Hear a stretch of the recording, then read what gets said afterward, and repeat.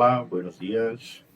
Pessoal, na videoaula dessa semana nós vamos trabalhar com o assunto das formas de pretérito em indicativo. Esse é um assunto que vocês já conhecem, nós já vimos isso na primeira e na segunda série. Nós vamos agora fazer uma espécie de revisão dessas formas do passado no modo indicativo no espanhol. Então nós vamos entender em quais situações nós podemos usar cada uma das formas de pretérito. Vocês vão observar que são situações específicas para cada tempo, e também a forma como nós conjugamos os verbos nesse tempo. Vamos começar com o pretérito perfeito composto, entendendo a situação em que nós usamos esse tempo verbal. Nós colocamos aqui, hablar de hechos de um passado reciente ou que não seja cerrado. Ou seja, quando nós falamos de uma ação passada que começa no passado, mas que ela ainda não terminou, ou o tempo em que se situa a ação, ele não é considerado como um tempo terminado, nós vamos usar o pretérito perfeito composto. Exemplos. Me he despertado muito temprano esta mañana. Por que eu uso a forma he despertado? Porque quando eu digo esta manhã, eu estou falando na manhã em que eu me situo. Essa manhã, para mim, não terminou. Ela ainda é o meu tempo presente. Mas eu estou me referindo a uma ação passada que eu executei nesse tempo que ainda está seguindo. Por isso eu uso essa forma. Outra situação. Hemos visto a Julia hace un rato. Hace un rato, em espanhol, significa há um momento curto, ainda agora. E eu uso essa forma porque aqui eu me refiro a um evento passado que ocorreu há pouquíssimo tempo. Outro exemplo, la carta no ha llegado todavía. Eu uso a forma ha llegado com o marcador todavía, que em espanhol significa ainda, para me referir a algo que não aconteceu no passado, mas eu tenho uma expectativa que isso ainda aconteça. Então, para mim, é como se a ação ainda estivesse seguindo, continuando, embora ela tenha se iniciado num momento que eu considero como sendo passado. Então, toda vez em que eu me refiro a uma ação passada que de alguma maneira se relaciona com o presente, no espanhol eu uso a forma do pretérito perfeito composto. E para facilitar o entendimento e a situações em que a gente vai usar esse tempo verbal, existem marcadores temporais, ou seja, expressões de tempo em que toda vez que elas aparecerem, significa que eu preciso usar o pretérito perfeito composto. Então, se numa frase eu encontro os marcadores temporais, hoy, esta tarde, esta mañana, este año, este mês, aún, sempre, ahora, todavia, alguma vez. Em todas essas situações em que eu tiver a presença desses marcadores, significa que eu devo usar o pretérito perfeito composto. Quanto à formação, o pretérito perfeito composto, como se trata de uma forma composta, eu vou ter que usar um verbo auxiliar junto com uma forma nominal, ou seja, nesse caso aqui, uma forma do particípio. O verbo auxiliar do pretérito perfeito composto vai ser o verbo haber conjugado no presente do indicativo. E como é que eu conjugo o verbo haber no presente do indicativo? Nós temos aqui yo he, tu has, ele há, nós outros hemos, vós outros habeis, ellos han. E junto dessas formas conjugadas do verbo haber no presente do indicativo, eu vou colocar o verbo principal no particípio. Aqui eu coloquei alguns exemplos de verbos regulares no particípio, como, por exemplo, cantado, particípio do verbo cantar, partido, perdido, particípio do verbo perder, e bebido, particípio do verbo beber. Mas a gente pode encontrar formas irregulares. Vamos conhecer algumas delas. Vamos aqui ver nessa lista alguns verbos cujo particípio é irregular. Vamos a eles.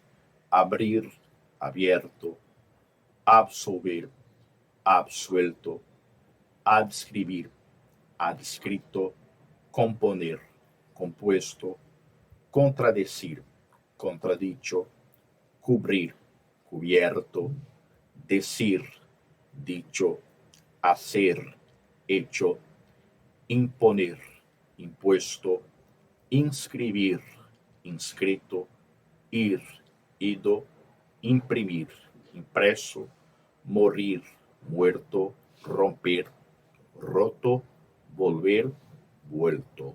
Então aqui vocês estão vendo alguns exemplos de verbos cujo particípio ele é irregular. Vamos então passar agora para outra forma de pretérito do modo indicativo no espanhol, que é o pretérito perfeito simple, que vocês também podem encontrar como pretérito indefinido. Quer dizer a mesma coisa. Quando nós usamos essa forma de pretérito, hablar de ações que têm lugar em um determinado momento do passado de maneira pontual.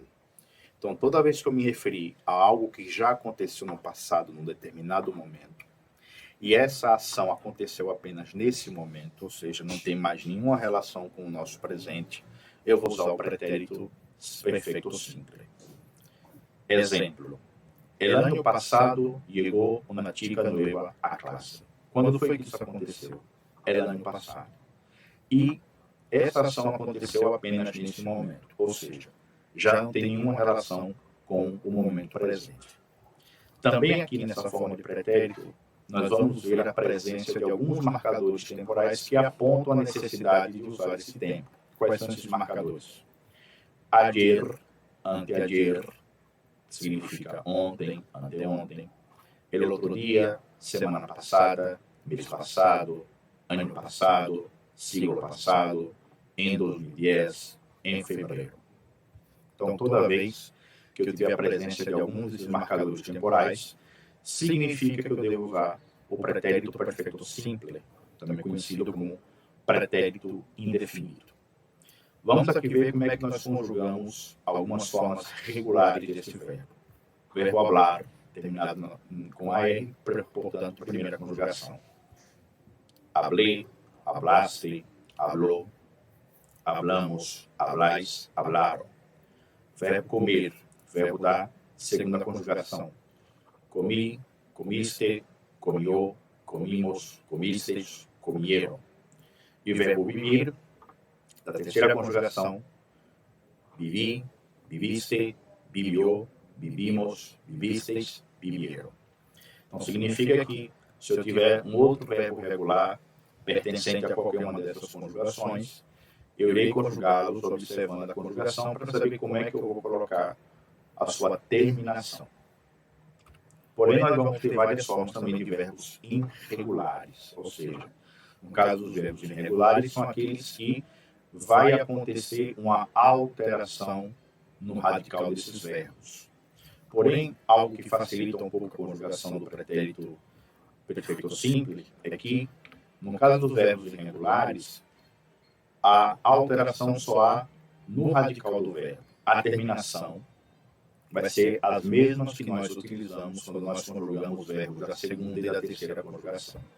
Então, vamos ver aqui alguns exemplos de verbos que sofrem alteração no seu radical quando eles são conjugados de um pretérito perfeito simples. Então, saber, sup, poder, pud, poner, pus, haver, hub, caber, cub, tener, tub, estar, estuve, andar, anduve, decir, dije, traer, traje, querer, quis, venir, vim, hacer, hice ou is, no caso do is, ou seja, essa terminação com um Z eu vou usar quando conjugar o verbo hacer com o pronome ele, ellas, você, ou seja, terceira pessoa do singular, e conduzir, condor.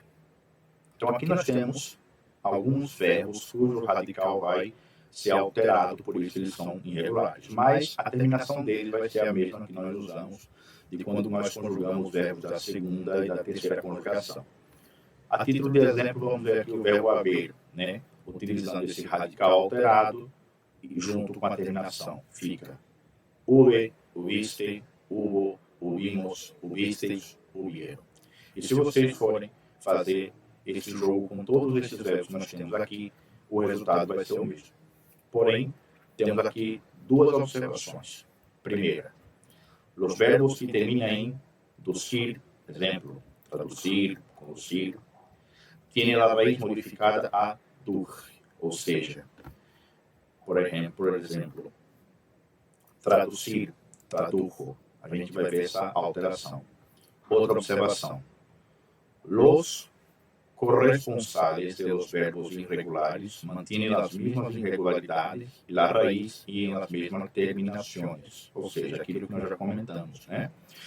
Nós vamos fazer a alteração do radical e usar as mesmas terminações em todos os casos. Isso facilita um pouco a gente para conjugar os verbos nesse tempo. O que a gente precisa prestar atenção é quanto à forma de alteração do radical dos verbos irregulares.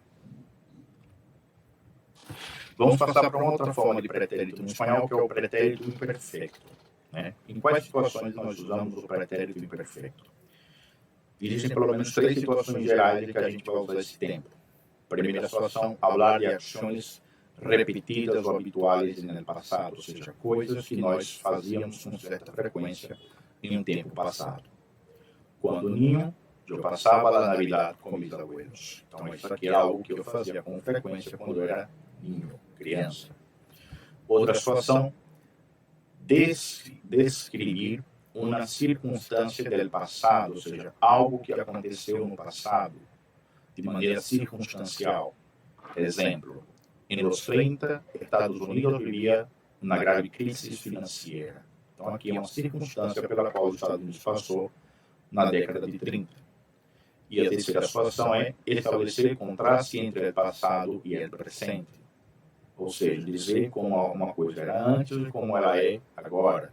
Exemplo, antes me gustavam os doces, agora não me gusta mais.